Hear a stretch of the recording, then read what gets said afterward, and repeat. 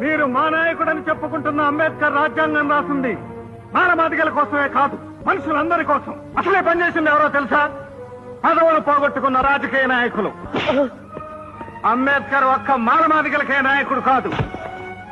కమ్మకి, కాపుకి, రెడ్డికి, ఎట్టికి, యానాదికి, హిందువుకి, ముస్లింకి, క్రైస్తవుడికి మనసున్న ప్రతి వారికి నాయకుడు అంబేద్కర్.